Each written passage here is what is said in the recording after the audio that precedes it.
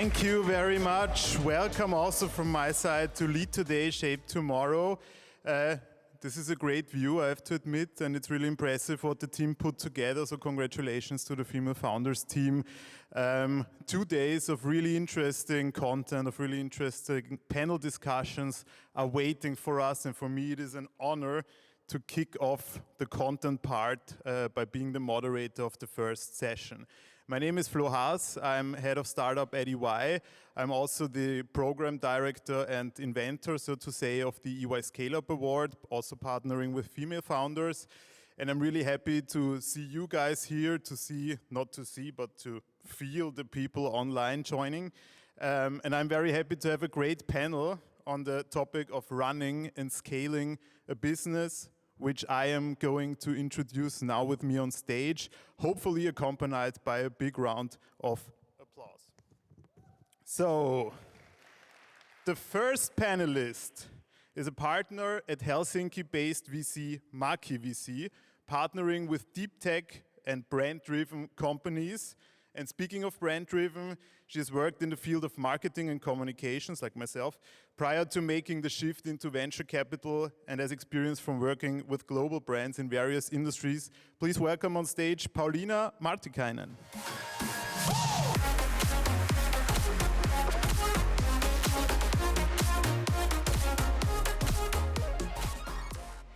The second panelist is co-founder and CEO of Austrian scale-up and soon-to-be unicorn, maybe Refurbed. Also the reigning winners of the EY Scale-up Award in Austria. He's an impact-driven entrepreneur and he's a passionate Apple basher if you follow his media interviews. Please welcome on stage Peter Windischhofer.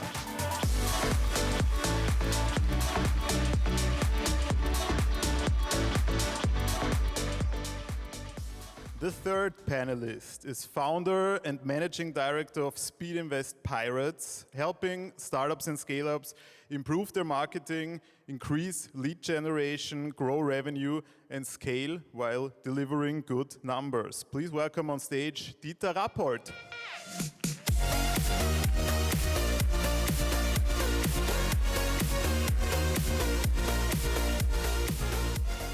And last but definitely not least, the fourth panelist is co-founder and managing director of Berlin-based edutech Leato, helping people to scale their learning and development. Previously, she was head of growth at B2B construction marketplace Cosuno. Please welcome on stage with a big applause, Hami Albert.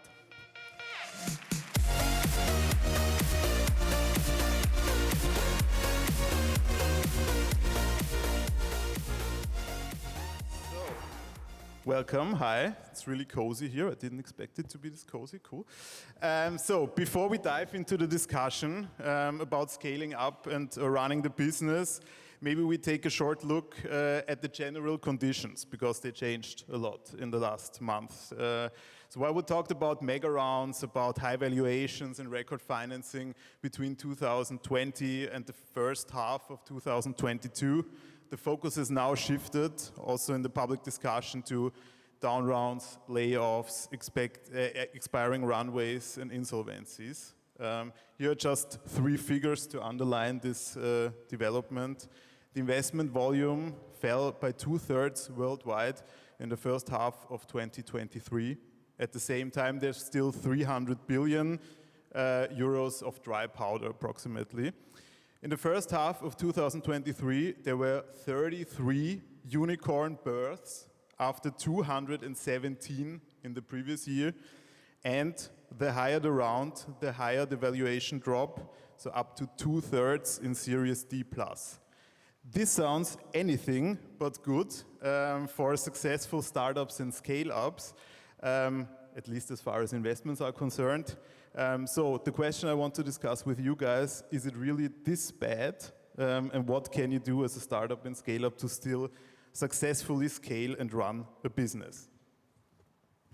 And since scale-ups are particularly affected, I would like to start with the scale-up in the round and Refurbed. So Peter, your last funding round was in August 2021, when the startup world was still a different place. How do you perceive the current market environment in terms of investments? And are you currently raising? So to answer the first question, it is really that bad. It's very simple. It's unbelievable how investors turned their mind within 2 weeks. For the first 5 years of our company, I've not had the question when we get to profitability. Not a single time. Within 2 weeks, every first question and every pitch was, great and everything, super nice, but when are you guys going to be profitable? And it completely changed. Literally, within 2 weeks, everything changed. Luckily, we were able to adapt very quickly. We have a very strong business model that is revenue generating and at the core very profitable. And for that, we were able to get through this, very tough period. And in a very good place right now. We're very close to profitability. We have investors that supported us throughout the journey. So we were not in a tricky situation, but of course it was a very tough change for us. But overall, the situation is, especially for Series C and D, where we are right now, is basically there's nothing happening unless you sell solar panels or you're an AI startup. But all the normal consumer companies or B2B SaaS companies, basically no round happened in the last 12 months. Very optimistic. A good statement to kick off these 2 days. So, Hami, you founded Leato in 2022. So you only know the bad conditions. But you were able to close an angel round at the beginning of this year. So how do you experience the current situation from a startup perspective? And in your opinion, what are the investors currently focusing on? Hello? Yeah. I've worked for 2 scale-ups before founding Leato, and back then the environment was completely different, as Peter already mentioned. So the economy was thriving, revenue wasn't that important, and everybody was just focused on growth above everything. And it kind of changes. And so at the end of last year, beginning of this year, we started with an angel round, like many startups do, to develop their MVP. And while doing that, we witnessed a dip in venture capital funding due to economic downturns and also geopolitical disturbances. So many startups globally had to reconceptualize their funding strategies. And I remember we were thinking, wow, what a great time to build a product in learning and development when every company is basically laying off employees and cutting costs. But we still managed to get amazing feedback from our customers and get great angel investors in.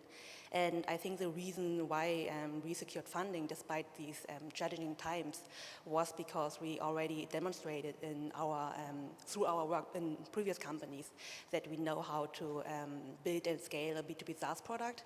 And we proved that even though companies were very cautious with their spendings, they were still willing to buy our products. So we had traction, we had customers who supported our product, we generated revenue, and we had a very clear strategy of where we want to go with our product in the coming months.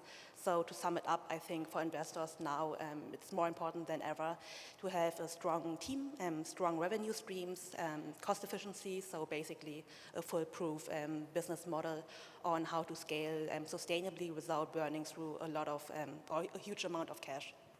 Yeah. Okay, thank you very much. So this was the startup and scale-up view, which brings me to the VC view. So Paulina, from a VC perspective, I mean, the current situation is a double-sided sword, because on the one hand, it is of course becoming more difficult to achieve your return targets, but on the other hand, you can get in at lower valuations, much lower than in the previous years. So how do you experience this, and what is Marki VC strategy at the moment? I feel like the bad guy now. Everyone is like, the investor should invest, why are you not? I wasn't intending this yet. No. So from our perspective, so Maki VC, we're investing out of a 100 million euros fund, doing pre-seed and seed investments, so really like to get in as early as possible. And so kind of looking at the market with that view, especially in the Nordics, that's our primary market. We do invest across Europe more thematically as well, but especially in the Nordics at pre-seed and seed, I feel like the valuations were never that inflated actually in the first place. So from our point of view, kind of the getting into the companies, the change is not as drastic as the overall market may make it look like. But then obviously looking at our current portfolio companies. The later stage round, as everyone here says, are obviously tougher and tougher to get together. So I think from a founder's point of view, then there are two things. Either you need to, continue trying to raise it externally, which takes a lot of time. Those rounds do come together. I would like to counter-argument that a little bit. There have been great rounds actually in our portfolio as well. They take time, but if you have the solid business fundamentals, at least in some fields, the rounds do come together. So there are good news every now and then as well. So either you need to raise it externally, or then you need to nurture the relationship with your existing investors. So we're also actually carrying our part in terms of then keeping our portfolio companies afloat, those who we believe are still based on actually solid fundamentals, and we're kind of carrying them through this time and helping them to stay afloat so that when the market is better, then they go out and raise this external round. Okay, thanks. Yeah, we already heard a lot about traction, about KPIs, the path to profitability, as you mentioned, Peter, which brings me to Dieter. So Speedinvest itself is known as being one of the top VCs in Europe, of course. At Speedinvest Pirates, the focus is particularly on marketing, sales, KPI-based growth. So in other words, on all those topics that have always been important, of course, and have become even more so since, I say, the mid-2022 year. So what do you think are the big challenges in the performance of startup at scale-up at the moment, and did it change due to the environment that changed? Yes, I think it's challenging, and I think it changed. Peter, you said within like 2 days, suddenly investors started to ask you about profitability. And I think many of the startups out there experience it like that, but that tells us an interesting story.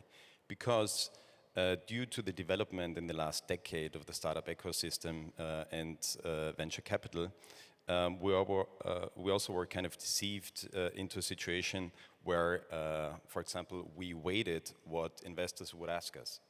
And I think it's a great time to recalibrate and ask ourselves what kind of entrepreneurs do we want to be, and not how do we appeal to VCs.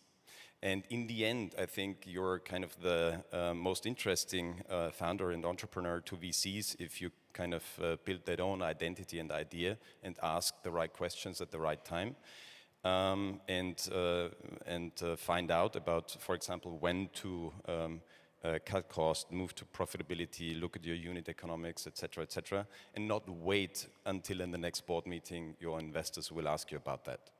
So we're coming from a time and a world where it was basically, there's this saying, 40 cents of every VC dollar that was invested went to Facebook or Google, because everybody was heavily buying performance-based marketing. And kind of, if you translate that from a growth perspective into the see, think, do, care funnel, that means you're trying heavily to buy people at a think stage where they're already in a different process, and then later you find out that you cannot scale that if you want to increase your market. And that kind of lets your model crash, but still you were fine off in time when capital was cheap. Now we're in a different situation, and you have a completely different model from the very beginning. But I think it is a great opportunity to prove what the startup ecosystem is always saying about itself, that we are all about agility, all about embracing change, learning and failing fast, and adapting to a new environment. And now we can show how that is done. Okay, thank you, Dieter. Peter, you recently made headlines because you exceeded the 1 billion external revenue mark. To clarify that, this is the revenue that's generated via your platform. Some media got that wrong, as I've seen. Which announcement made you happier? Refurbed raising 45 million in Series B funding, or Refurbed cracking the 1 billion in external revenue? Or to put the question differently, what are the parameters you use to measure success? Absolutely, the GMV, so we call it GMV, gross merchandise value. The billion was an incredible milestone for us because it really meant, hey, we're changing how people consume, right? The goal of our company is to enable people to live more sustainably. And we measure this obviously in our financial KPIs, but also in our impact KPIs, which are closely linked and are going into the same direction. And the billion euro mark was really this milestone where we said, hey, we are moving the needle. We are reaching millions of people across Europe, and we're really changing their consumption behaviors. And this has been a great step for us, but it also made clear for us that, hey, it's good if we have 1 billion, but we should get to 10 billion, 100 billion in the next 10 years. And there's still so much more to come and still so much more to do for us, because if you think about climate change, we are far away from being done. And so it also made us more hungry for the next billion and the next tens of billions. What metrics are your board members asking for? So surprisingly, we do see a lot of investors who more and more look at our impact metrics as well. We have a very good impact reporting where we look at CO2 as our main KPI, but also we look at e-waste reduction, and then we look also at, for example, water consumption. We did a very big study together with the Fraunhofer Institute, which is a very famous German and Austrian institute around sustainability, to really quantify what the actual impact is. And we also discussed this with the board. We have, on a yearly basis, a deep dive on the impact metrics, where we also get challenged from investors. But of course, at the end of the day, investors do it to have a return, right? We have a lot of impact investors that have this dual mission, but most of our investors are there to have the return, and they are more focused on the financial KPIs. Hami, what do you say about this? What KPIs are particularly important for you? Revenue, obviously, but I think for Layoffs, for us, the main priority is product market fit, which occurs when customers love your product. So I think user metrics are the most important for us, such as user activity, user engagement, and churn rate, because we really strive to build a product that customers generally want to use. Thank you. Paulina, how can startups and scale-ups currently convince you that Marquee VC should invest in them? What criteria are you asking for? Well, as said, I think the change from the kind of over the past few years from our perspective isn't that massive, actually. So we're still investing in deep tech and brand-driven companies, which means it's another way of saying everything from quantum computers to a little bit less techy consumer-driven cases. We still love companies that are either fundamentally changing an existing category or creating a new one. So we've taken quite a bit of both tech and market risk in our overall portfolio. And then it's just kind of the fundamentals there. So the business idea, the market size and the dynamics there, team and the deal that we can get into the company at. But yeah, overall, obviously, I think the best founding teams just define the most interesting field. So obviously, it always comes down to the founders. In terms of criteria otherwise, I mean, those are obviously like very vague. This is what we look at.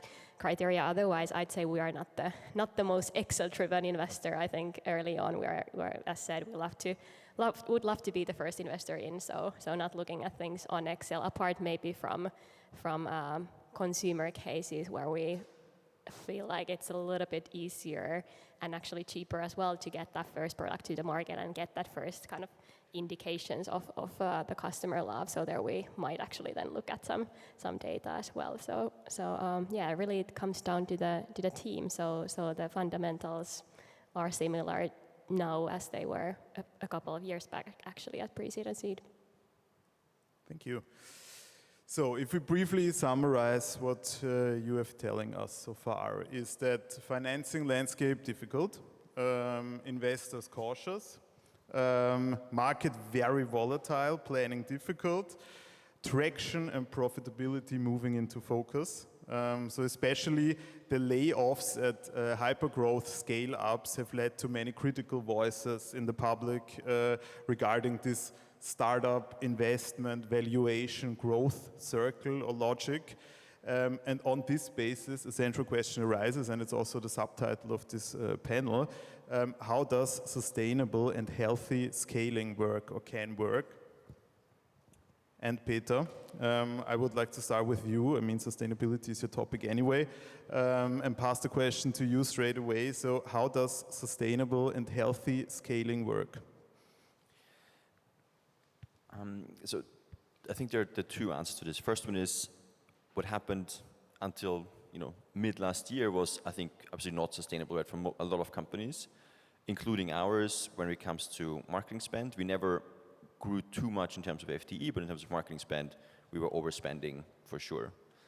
And so what we did then is, as soon as we realized, hey, we have to change as a company, we've also very quickly changed, and that meant that we reduced marketing spend by 40%, basically from one week to another. That it was, of course, was a small dip also in revenue, but it also showed us that we can scale much more efficiently if we actually spend less, which was a very important news for us, because ultimately meant that we can lower customer acquisition costs and ultimately get much better unit economics. And I think we are much healthier now as a company than we've been 1.5 years ago. The second thing that we did, and I think this was equally important, is we changed the mindset of our people.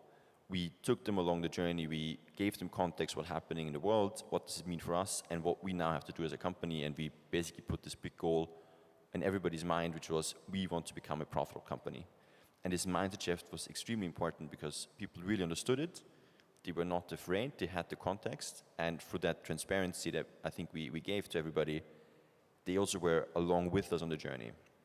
That resulted in a lot of small savings across the board, which we top down would never have been able to do, like engineers changing the way our platform works to reduce our server cost, right?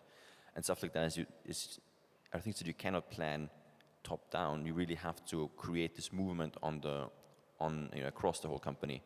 I think this was a very important element that we underestimated in terms of importance, but it was very important for us ultimately to get to profitability with this mindset shift.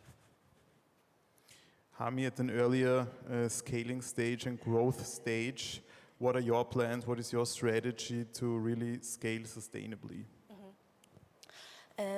I think before the downturn, scaling a company basically meant taking every resource you had at the same time and push it to every area of business. And I think sustainability or sustainably scaling means being very smart with your money. So we do a lot of A/B testing to truly know if it really works for us or not. So we don't spend excessively on marketing campaigns or sales approaches that doesn't work for us. And I think this is the way to go for in the early stage at least. Yeah. Dieter, you said in an interview that the global development of cheap money over the last 20 or 30 years is responsible for this vicious circle of hypergrowth, layoff, and that the path to profitability should be in the focus, as we already discussed. Can you explain this in detail? I have a look at the time, so you can do a longer answer, as discussed before, and explain a little bit how to take this path to profitability as a startup. Sure, thank you. So with my thoughts on this, I'm referring to, I think, a very inspiring article from the Harvard Business Review 2017, Strategy in the Age of Superabundant Capital. And it elaborates on the fact that basically on a global macroeconomic level over the tenure of 20, 30 years, we have seen that a couple of different factors coming together. One of them being that, for example, the Fed and the ECB were heavily printing money, mainly due to kind of reasons of monetary policy, so to say.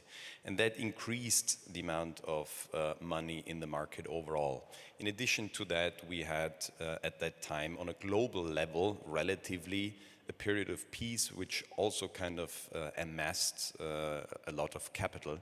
And all that kind of led to the fact that the average weighted cost of capital were going significantly down. So in the late 70s, we had average weighted cost of capital at, 15%, 14%, 13%, and that was going down until 2018, 2019, towards, 5%. So it's a third of that. What does that mean? There is more and more money in the market that is looking where to make profit. And what that also means is that basically you cannot at some point buy any more real estate because, Munich is already expensive, or I don't know what. More and more, and you know, from a global perspective, it was still a fraction, but in absolute numbers, it was huge. More and more capital was going into risk investments, and you know, private equity and venture capital is high risk investment. And if you just move the needle a little bit, that could mean billions and billions and billions more in that direction. So that kind of somehow flooded the market, so to say. But at the same time, it helped to create and develop an ecosystem, for example, in Europe that wasn't there before. So I think that was a great development. And you know, the great quality that we look for in founders and entrepreneurs is the ability to change perspective and look at things from, you know, different heights.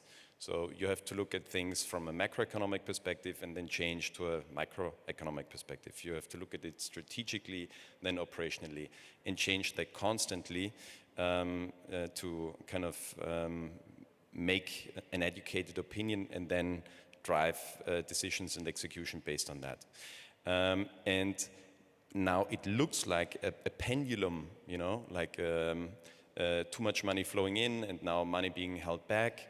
But in the end, I think it's like development in most cases. So it goes in circles, but ideally on higher levels. And therefore, I think we've made significant kind of progress because today we have a thriving ecosystem in Europe compared to 10, 15 years before. That's great. And I think we will learn an awful lot from the actual environment now here. And things will kind of change again. What I'm kind of skeptical about is one topic that you mentioned regarding the state of investment, but I'd be curious also to hear it from the VC perspective, that the topic of the dry powder that is often mentioned. I think that's not totally true because dry powder is a theoretical number. And you know, for funds, it's easy to say because currently they're hesitant, they're fearful, and most of them, they don't move.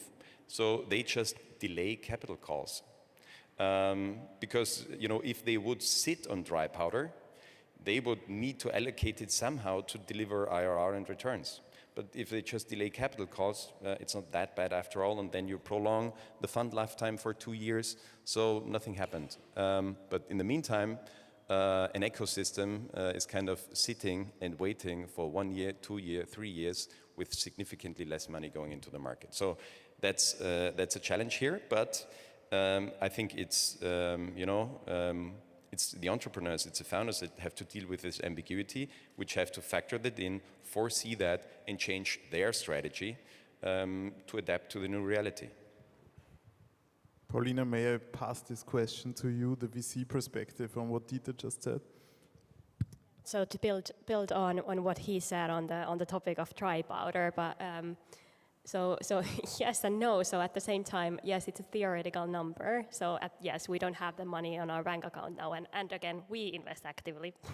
But so we don't, like, VCs don't have that on their bank account. But at the same time, obviously, there are LPs who, yes, they in theory could wait for that 2-year pause. But at the same time, at least our LPs would be very concerned and actually calling us like, why are you not calling any more money, because they actually have return expectations on that VC fund as well, and they have a certain time period during what they want to see their money coming back.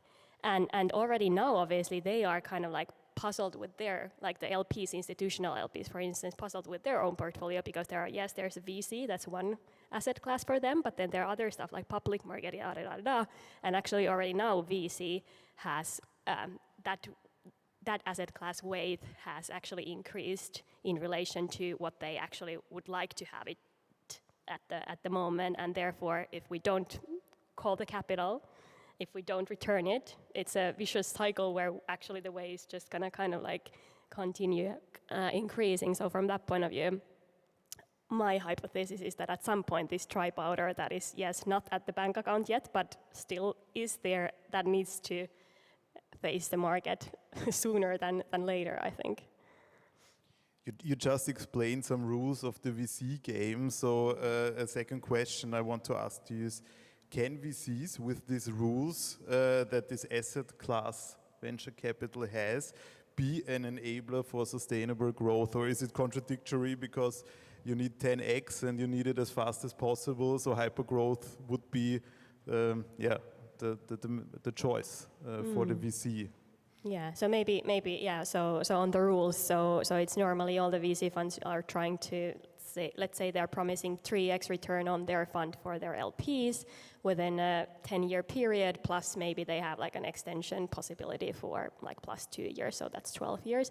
So yes, it does set some constraints, like some fundamental constraints for sure. So there are, let's say just in practice, in my everyday, I cover health, for instance, and I come across great health tech cases, for instance, on the life sciences side, that are really amazing innovations, have like long-term impact potential that could change many lives actually, but there is just no way that innovation could get to market and could get to the revenues that we would need to see and to that exit within the time period of our fund. So hence that's just not VC fundable. So there are fundamental constraints. Then the question, I guess, is more on those cases that are VC fundable. Can those be then scaled sustainably, kind of given the time span of the fund? But I think, as we've discussed now the market is definitely going into the direction where like sustainable growth is what we are after. So definitely more emphasis on solid business foundation, solid unit economics, a way to, even at the quite early stages, let's say seed, we would at least like to see that there's a way to, if not profitability, then cash flow positivity, so that you are more in a control of, or kind of in a place of control of your own company. So I'm hoping that there is a way to scale sustainably. Then of course, then also a question of like, what does scaling sustainably mean? Is it only the business economics, or is it then what you also referred to, like impact and the kind of ESG side of things, which is a whole other discussion, I think. You already mentioned where the market is going, so let's have a look in the glass bowl. How do you expect the financing landscape and also the landscape for startups and scale-ups to develop in the next month? What trends do you see? Hami, I'd like to start with you. Well, I'm not an investor, so I think Dieter and Alina can probably give better insights into these topics. However, I think the environment is going to remain the same, at least for the next few months. The key interest rates are going to remain high, making it for everyone very difficult to secure refinancing. And I also see investors across all stages scaling back and taking the time to assess new investment opportunities, and while guiding existing portfolio companies. So it's not 2021, 22 anymore. But I think this environment will also show which companies are resilient and build a product that customers will really use. Thank you, Dieter. How is the climate going to be? I think it really has been more difficult to say, but what I see and believe is that the global situation is kind of shaky and very difficult right now. The macroeconomic environment is really difficult. Interest rates, we're facing a kind of an inverse curve somehow, but they will stay higher for some time. So refinancing is going to be hard. And then I think we are facing kind of a dilemma. So we have this kind of dry powder dilemma and return dilemma.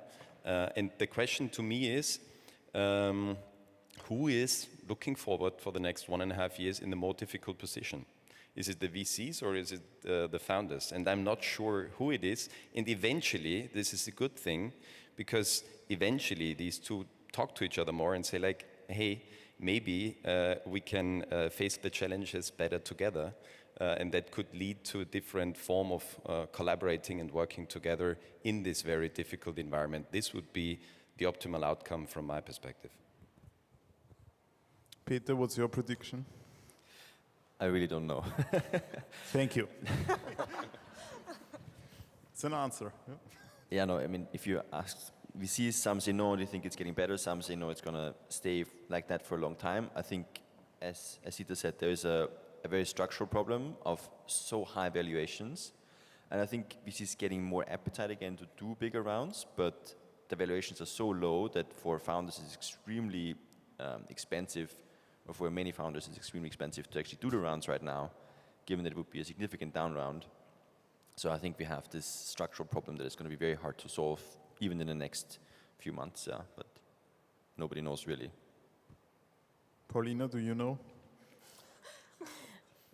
Sure. No, I guess none of us knows 100%. Obviously, I think I'm along the lines with Dieter there, that the kind of a macroeconomic situation is not gonna improve anytime soon, or at least I don't see any signs of that. But then, like looking at VC in particular, I do think that at some point, as I already mentioned, I think that at some point the VCs and the startups need to start facing one another and need to start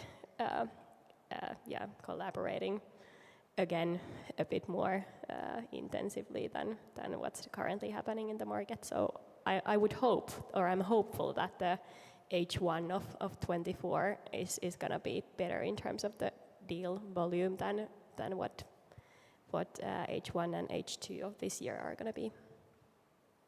Thank you. So we come to the final round, also having a look at the clock ticking brutally here. With all that we talked about, we have many founders or founders to be in the audience and also here digitally. So with all that we talked about, question to all, I would like to have one valuable tip from each of you in the direction of running and scaling a business that you would like to pass on to the founders or future founders. Dieter. I said the quality that we look for in founders is the ability to change perspective, to change from these and to tackle these huge challenges that we are facing. So basically it is the ability to deal with ambiguity, and that in a very fast, pragmatic, straightforward way. And therefore, I believe this is better done in diverse teams, because that helps you to have different perspectives, and that gives you input to deal with ambiguity. So make sure that you have diverse teams. You know your audience. Paulina?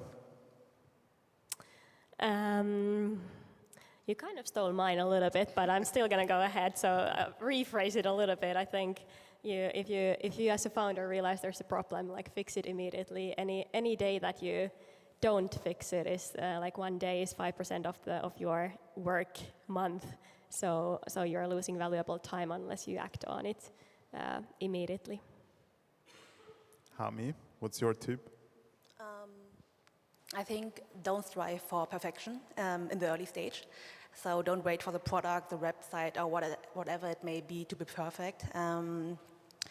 Just move forward very quickly, adapt, execute on your customers' feedback, and then you will figure everything out on the way.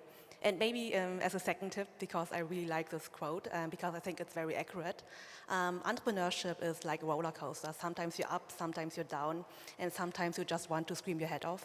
But if you hold on tightly and work hard and enjoy the ride, you might end up with a successful business and a head full of hair. So I hope we all can just enjoy the ride and hold on tightly. Thank you. Yeah, applause, yeah. Peter, 20 seconds. Hire the best people. That's my biggest learning, hire the best people. Thank you very much. So I could go on for hours with you discussing this. Thanks a lot for the really interesting, exciting discussion. Thank you for listening. Have a good time the next 2 days. See you around. And thanks for being part of Lead Today, Shape Tomorrow.